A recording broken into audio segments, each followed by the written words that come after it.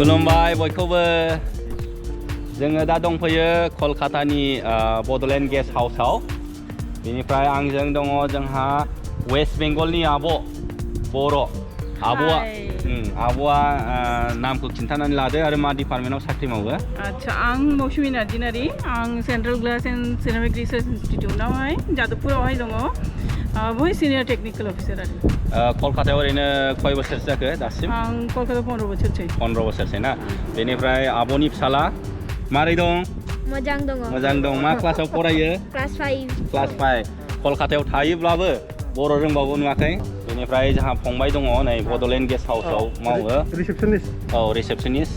बिथाङा क'क्राझारनि नामखौ खिन्थादो मा नाम मलेन नार्जारि बबेनिफ्राय गसाइगाव सराइबिल लकेलजों बेनिफ्राय नै जोंहा दंबावो पिजुस नार्जिनारि सिनायखाबाय मेरला नुबाय भिडिअ आंजों बर'नि राजा फिसा बायदि नुलायलायदों ओमफ्राय जोंहा दङ डिजे मनसुन स्पेशल फर्सनि फुरा बेटेलियन बायदि नुबाय स्पेशल आरो जोंहा दङ काजल हाजारि बिथाङाबो कलकातायाव मावो वेस्ट बेंगलनि बर'आनो नोंथांमोननो दा देखायनोसै रिसेपसनखौ बेनो रिसेपसना बिनि एक्जेक्ट लकेशना मा एक्जेक्ट लकेशना निउ टाउन राजारहाट बेयो एयारपर्टनिफ्राय 12 किल'मिटार जायो आरो सियालदा स्टेशननिफ्राय 12 किल'मिटारानो जायो हावड़ा रेलवे स्टेशननिफ्राय 20 किल'मिटार बेनिफ्राय बासफोरजों बा मारैहाय फैनो हायो S12 जों फैयो हावड़ानिफ्राय S12 आरो सिलदानिफ्राय S12 आनो हाबजोबो नोंथांमोनहा दा मिन्थिनो हाबाय जुदि बे गेस्ट हाउसआव थाफैनोबा GAD जेनेरेल एडमिनिस्ट्रेशन डिपार्टमेन्ट बेनिफ्राय पारमिसन लानानै फैनांगौ होननानै बुंदों आरो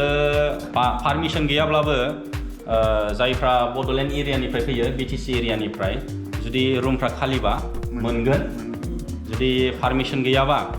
आरो रुमाबो खालि नङाबा मोननाय नङा वेटिं लिस्टफ्राव थानांगोन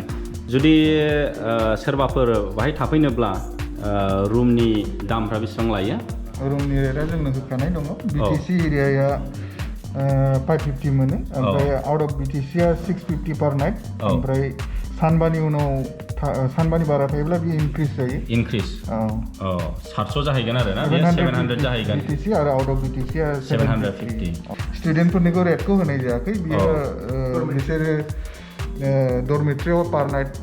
100 रुपिसआव थाफैयो आरो डरमेट्रि फेसिलिटिसबो दं माने अपेन रुमाव स्टुडेन्टफोरनि थाखायल' जेरैहाय CITनि माने गोबां गथ'फोर फैनानै ट्रेनिङाव थाफैनाय एजुकेशन टरफ्राव माबाफ्राव फैनानै थाफैयोबा स्टुडेन्टफोरनो माने 100 रुपिस पार नाइट डरमेट्रियाव बियो जोंनो साहा लाबोबाय साहा गोजा थेंक इउ सै जोंखौ साहाबो लोंहोबाय आब' लाल साहा गोथावनो बिस्कुटआ गोथावथार दा जोङो एसे रुमखौबो देखायनोसै 550नि माबायदि रुम मोनो वाव चेयार टेबोल दङ बेनिफ्राय डाबल बेड आरो सफाबो दङ ओमफ्राय आरो माबाबो दंबावो टिभिबो दंबावो नै ओमफ्राय रुमा AC बाव oh my goodness 550 निनो AC रुमबो पाब्लिकनि सुबिदानि थाखाय जोबोद मोजां आरो नै बाथरुम दंबावो बाथरुम एटाच एसे देखायदो बाथरुमखौबो बाव 550 नि नै लाइक वेस्टार्न टयलेट ओमफ्राय नैबे शावार दङ ओमफ्राय मिरर्स दङ बेसिन दङ दा कनफारेन्स हलखौबो देखायनोसै नोंथांमोननो बेनो जाहैबाय कनफारेन्स हल आरो मोनसे खोथाबाव जोंनि BTCनि मादाव सबसे देरसिन गेस्ट हाउसआ जाहैबाय बड'लेण्ड गेस्ट हाउस कलकाता नोंथांमोनहा दा मिन्थिनो हाबावबाय BTCनि जेसेबांखि बायह्रायाव बड'लेण्ड गेस्ट हाउस दङ बे कलकातानि बड'लेण्ड गेस्ट हाउसआनो सबसे देरसिन टटेल 11 फ्ल'र दा नोंथांमोनहा नुनो हाबाय नैबे कनफारेन्स हलखौबो जों दा लिफ्टआव दङ लिफ्टनिफ्राय थार्ड फ्ल'राव थांबाय डिपुटि चिफनि रुमखौ देखायनो नागिरदों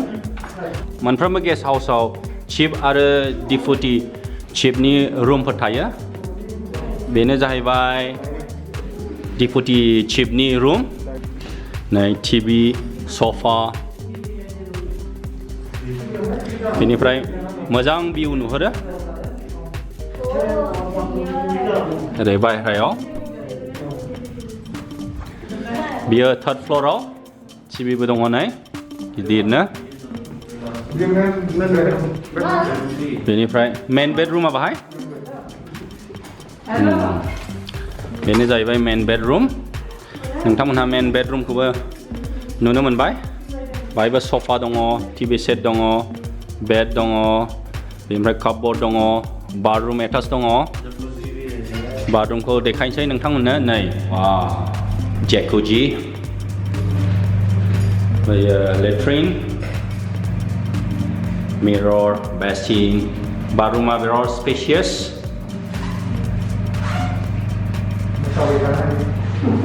दा नोंथांमोननो सेकेन्ड बेडरुमखौबो देखायबावनोसै नै बेबो गिदिरथार टिभि दङ सफा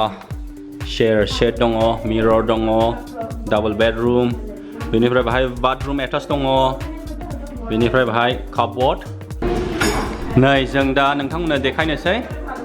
चिफनि रुमखौ माबायदि वाव पार्टिशन ग्लास दंबावो माथो नै जोङो दा रुमखौ नायग्रोनोसै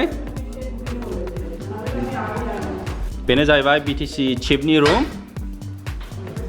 नोंथांमोनहा बिसिनाखौ नुनो मोनदों आरो ओरैहाय कापबोर्ड दङ ओरै टिभिबो दङ आरो ओरैजाय बेलकनिबो दङ बेलकनिनिफ्राय मोजां भिउखौ नुनो हायो नोंथांमोनहा नुनो हादों मेट्र' लाइन बियो दासो बानायगासिनो दङ एबार नोंथांमोननो देखायनोसै चिफनि बाथरुमखौबो एखेयानो नै जेकुजि बाथटाब दङ शावर बेनिफ्राय लेट्रिन बियो आरो ओरैहाय दङ बेसिन मिरर बेनिफ्राय गस्ला बायदिसिना दोनग्रा एखेयानो चिफ आरो डिपुटि चिफनि रुम आरो बाथरुमफ्रा एखेयानो आरो सेकेन्ड बेडरुमाबो नै नोंथांमोनहा नुनो मोनबाय सेकेन्ड बेडरुमखौबो मिरर दङ कापबोर्ड सफा सेट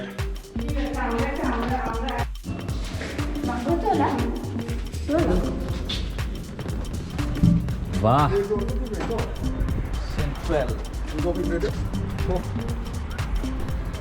जों दा टेरेसाव गाखोबोबाय नोंथांमोननो देखायनोसै एसे भिउखौ बे नुहुरनाय बिल्डिं गोजौ गोजौआनो जाहैबाय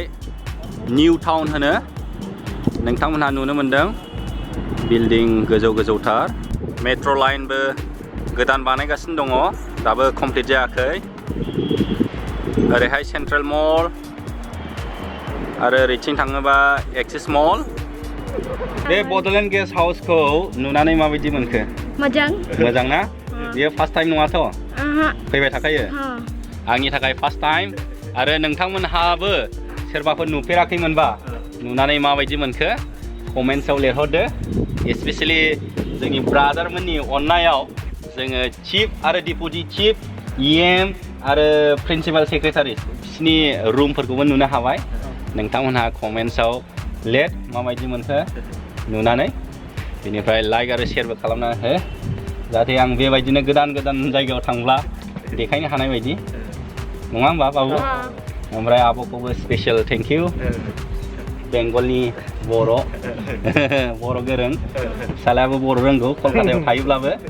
बेबायदिनो जोंना बर'फ्रा क'क्राझारनि बर'नि फिसायानो बर' रोंबावाना